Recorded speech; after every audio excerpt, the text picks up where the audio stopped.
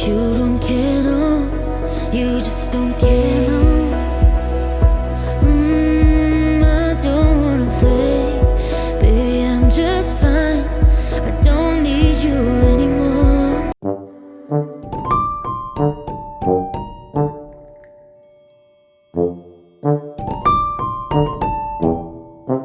For the written version of this video, please check the description below.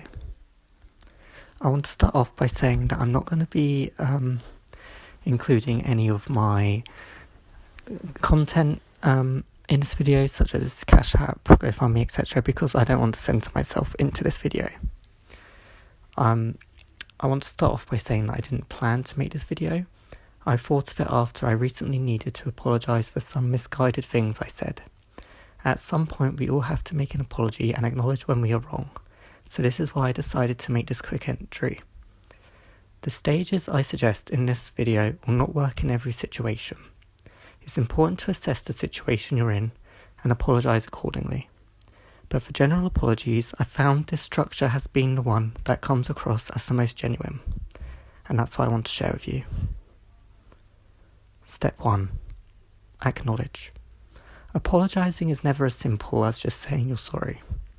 An apology is never complete until you've acknowledged where it is you went wrong.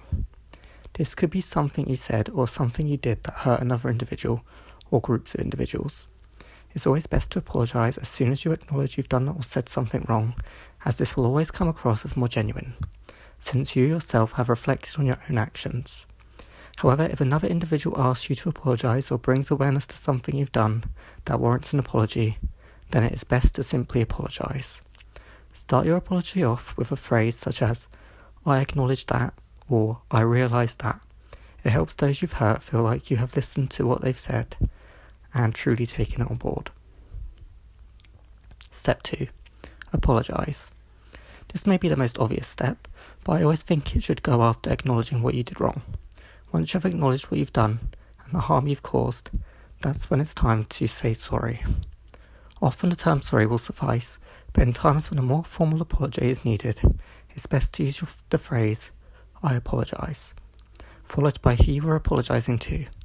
If you are apologising to a group, something such as, "I apologise to all those my comments or actions have hurt."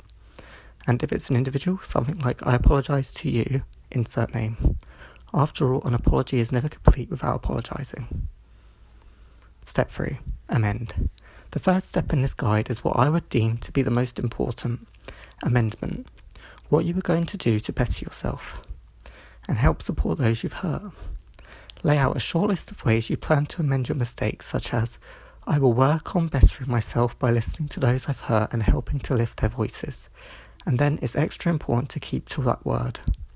This is a promise you're making to those you've hurt, and breaking it essentially cancels your apology out, because it shows you haven't truly acknowledged what you've done wrong.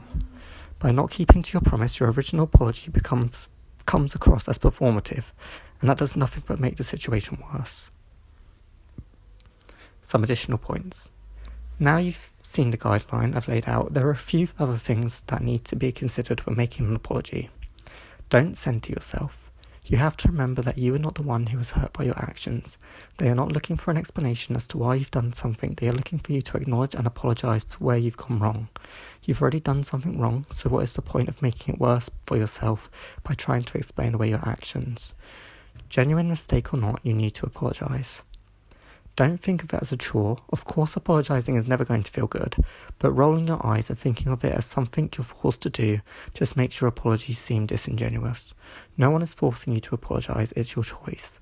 It's always better to, and if you don't, you need to accept the consequences which come with that.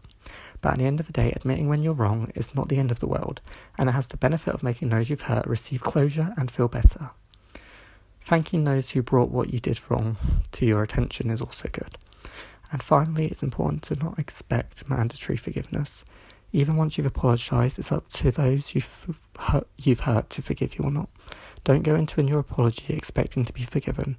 They are under no obligation to forgive you. If they choose to forgive you, that's great. Now you can work on bettering yourself. But if they don't forgive you, at least you have made that step in the right direction by acknowledging what you've done wrong. Like I said, this is not a fixed rule for how every apology should go, but I hope this guideline was able to help you in some way. Thank you for watching, and I hope this has